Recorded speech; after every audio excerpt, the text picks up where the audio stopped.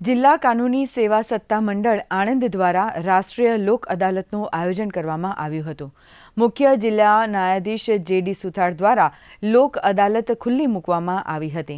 આ લોક અદાલતમાં MACP કેસો, ફોજદારી સમાધાન લાયક કેસો, નેગોશિયેબલ ઇન્સ્ટ્રુમેન્ટ એક્ટ કલમ 138ના કેસો, લગ્ન સંબંધી ફેમિલી કેસો, મહેસૂલના કેસો, મજૂરો સાથેના તકરારના કેસો, દીવાની દાવા જેવા કે ભાડાના, બેંકના વગેરે 7327 કેસોનો સફળતાપૂર્વક નિકાલ કરવામાં આવ્યો હતો।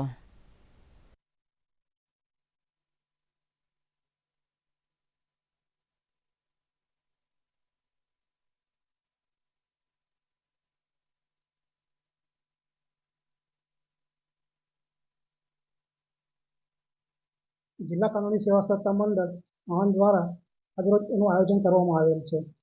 મુખ્યત્વે આજે રોજ રાષ્ટ્રીય લોક અદાલતમાં મોટર વાહન અકસ્માતના કેસો, જેને MACP ટૂંકમાં કહેવામાં આવે છે, એ કેસો, ફોજદારી સમાધાન લાયક કેસો કે જેમાં સમાધાનના લાયક જે ગુના છે ફોજદારી કેસોમાં, એવા કેસો મૂકવામાં આવેલા છે।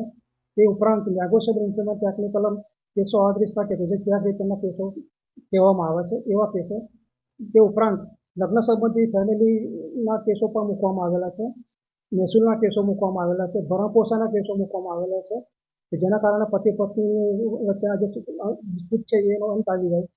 તે ઉપરાંત ALARના કેસો મૂકવામાં આવેલા છે, હિન્દુ લગ્નધારા અન્વયના પણ ઘણા કેસો મૂકવામાં આવેલા છે। તે ઉપરાંત મુસ્લિમ લગ્નધારા અને ખ્રિસ્તી લગ્નધારા અને મજૂર અદાલતના કેસો પણ આવરી લેવામાં આવેલા છે આ કેસમાં।